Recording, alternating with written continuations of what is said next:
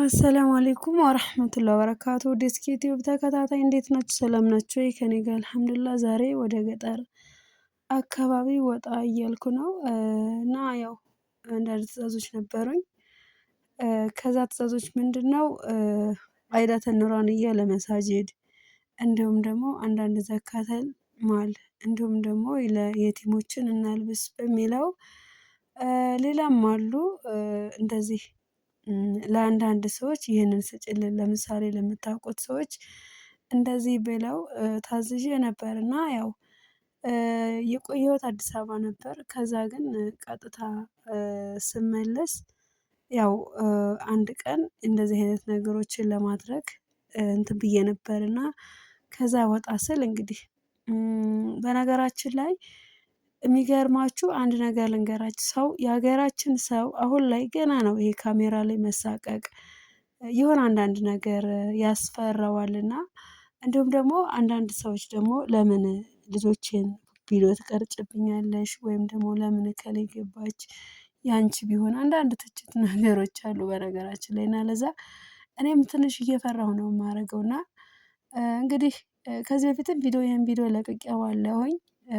ያው ግን ልጅትን ስሰጣት እንደውም የሚገርመው ብዙ እህቶች ሀታ ለልጆች ልብስ ሲገዛላቸው ቪዲዮ ይሰራሉ እና እኔ ደግሞ እንደዚህ አይነት ቦታ ላይ ብዙ ጊዜ እንትን አይደለም እኔ የሆነ ስራ ከሰራሁ ፎከስ የማደርገው ወደዛ ወደምሰራው ነው እና ካሜራ ትዝ አይለኝም ከገዛው በኋላ ወይ ከጨረስኩ ሰዎችን ከላኩ በኋላ ነው ያ ነገር ትዝ የሚለኝ እና እንደ አጋጣሚ ያው ይሄ ልብስ ሲገዛ ልጅቱን ይዣት ሄጄ ነበረ ቀጥታ ማለት ነው ከአጎቷ ጋር ነው ይዣት የሄድኩኝ እና ያው የቲም ነች ኢንሻአላህ አጋጣሚ ልጅቷን ይዤ የምትወደውን ወይም የምትፈልገውን እኛም ከእሷ ጋር ማለት ነው ያው ልጆችን አሁን ይሄ ይደረግላት ሲባሉ እሺ እሺ እሺ ነው የሚሉ ግን እናንተም ደግሞ የምትሰጡት ሀሳብ አስተያየት ይኖራልና በዛ ላይ ያንን አድርገን መግዛት ያለብንን ገዛዝተን መስጠት ያለብንን እንዲሁም ደግሞ አንዳንድ እህቶች እኔ ሚዲያ ላይ እንዲወጣብኝ አልፈልግም ብላችሁ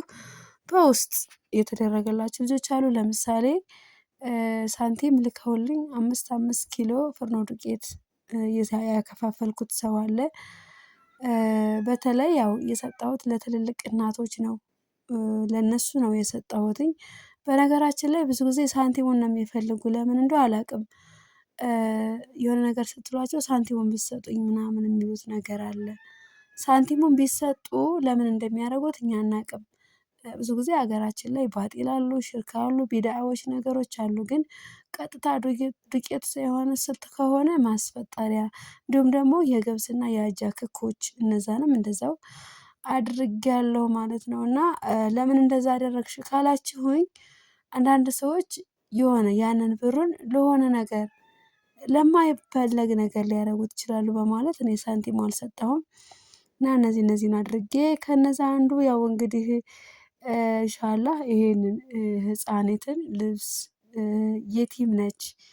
በነገራችን ላይ ብዙ እናት አባት የሌላት እንዲሁም ደግሞ አያቷ ነበር የምትሰድጋት አያቷም ወደ አሄራ ሄዳለች አሁን አክስቷ ጋር የምትኖረው እና መጀመሪያ ቀን ያው እናቴን ጠይቄ ሳናገራት በጣም ነበር የከፋት።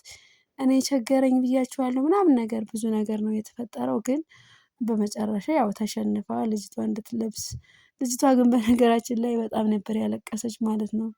እንዴት የማይገዛልኝ በማለት ማለት ነው እና እንደዚህ ልጅን የምታስደስት ሰዎች አላህ ሱብሃነሁ ወተዓላ ዱንያ አኺራው ይደሰትላችሁ። ዛሬ ቪዲዮውን ብሰራው በረመዷን ነው ይሄ ነገር የተከሰተ ወይም ይሄ ነገር የተሰራ የተሰጡም እንደዛው ረመዷን 3 ቀን ሲቀረው ነው ያስረከብኩኝ ማለት ነው። እና ያው እንግዲህ እንደዚህ የምታደርጉ እህቶች አላህ ሱብሃነሁ ወተዓላ አጅራችሁን ሰፊ ምንዳ ያድርግላችሁ። ባረከላሁ ፊኩም። ኢንሻአላህ የቲምን ማልበስ የቲምን መንከባከብ ደካሞችን መርዳት ትልቅነት ነው። የምር ነው የምላችሁ። በዚህ አጋጣሚ አንድ ነገር ልበላችሁ የባሰ አለ ለማለት እንጂ ኢትዮጵያ ላይ ብዙ እናቶች ልጆቻቸውን ያጡ ቤተሰቦቻቸውን ያጡ ዘመዶቻቸውን ያጡ እንዲሁም ደግሞ ህፃናት የቲሞች ናቸው ሁል ጊዜ ማለት ነው። በነገራችን ላይ ይሄንን ካልስ አሮጌ ያስመጣው ለምንድነው? ላለመፍታት ነው። የኢድ ቀን ራሷ የዛን ቀን እንድትለብሰው ብዬ በአሮጌ ወይም ደግሞ ቤት በነበረ ካልስ ነው እንድትሞክር እንድትለካ የፈለኩት ማለት ነው። እና ልጅቷን ለምን ቪዲዮ አላወጣሻት የሚል ሰዎችም አንዳንድ ይኖራል። ግን ብዙ ደግሞ ለምን ቪዲዮ አወጣሽ የሚለው ነው የሚበዛ እና ምናልባት እነሱም ላይፈልጉ ይችላል። ከጊዜ በኋላ ኢንተርኔት ከፍተው ቢያዩት እንኳን እኔ እንጃ የሆነ ነገር ይሉኛል በማለት ያው ብዙም ካሜራ ላይ አልገባችም ልጅቷ ግን ደስ ብሏታል። እና ያው እንግዲህ ማድረግ ያለብኝን አድርጌያለሁ። በሰአቱ ቪዲዮ አለመልቀቄ በጣም ይቅርታ። እንደነገርኳችሁ እንግዲህ ኢንሻአላህ ይቺ ልጅ በጣም ነው ደስ ያላት። የምሬን ነው የምላችሁ። በነገራችን ላይ የቲምን ማልበስ ያው ረሱል ሰለላሁ ዐለይሂ ወሰለም አንድ ሰው መጥቶ ቀልቤ ደረቀ ሲላቸው የቲሞችን ራስ አብስ ነው። የቲሞችን ራስ ማበስ ቀልባችን ከረጠበ እነሱን ማልበስ ደግሞ የአላህ ትልቅ ኔማ ነው ማለት ነው። እና ኢንሻአላህ አሁንም ማዘዝ ከፈለጋችሁ በ0922861893 በነገራችን ላይ የቲምን ማልበስ ጊዜ ገደብ አይሰጥም። ያው ኢድ ረመዷን ሲሆን ደግሞ ትልቅ አጅር አለው በማለት ነው ኢንሻአላህ። እና እንደነገርኳችሁ ያው እኔ በካሜራ ዙሪያ ትንሽ ዘገምተኛ ነኝ እንጂ መስራት ያለብኝን ነገር ከማድረግ ወደኋላ አላልኩም። ኢንሻአላህ አልሐምዱሊላህ። እና ውድ ቤተሰብ እንደነገርኳችሁ በድጋሚ አሁንም ማዘዝ ከፈለጋችሁ በ0922861893 እና ያው አክስቷን አላገኘኋትም። ያው ግን የአጎቷ ሚስት እሷ ነው እንትን ያልኳት። እናቴትም ግን በስልክ ደውዬ ተናግሬያለሁ። ያው የምታዩት እንግዲህ የምታምር ቆንጅዬ ናት። ብዙም ካሜራ ላይ አላስገባኋትም ያው ምናልባት ብዬ ነው። ኢንሻአላህ አንዳንዴ ደግሞ ስትሉ ካሜራ ስትጠቀሙ ይገባባችኋል እንጂ ሌላ አይደለም። እንደምታዩት ጫማዋም ቆንጆ ጫማ ነው። ያለችው የገጠር ቆንጆ የምታምር ውብ ሴት ናት። ይችን ማልበስ ትልቅ ኒዕማ ነው። ትልቅ መታደል ነው። ባረከላሁ ፊኩም። ኢንሻአላህ ያው እንግዲህ እንደምታዩት ማለት ነው አስረክቤያለሁ። እኔ ይሄን የመጨረሻ የነበር ሁሉንም ሰጥቼ ጨርሻለሁ።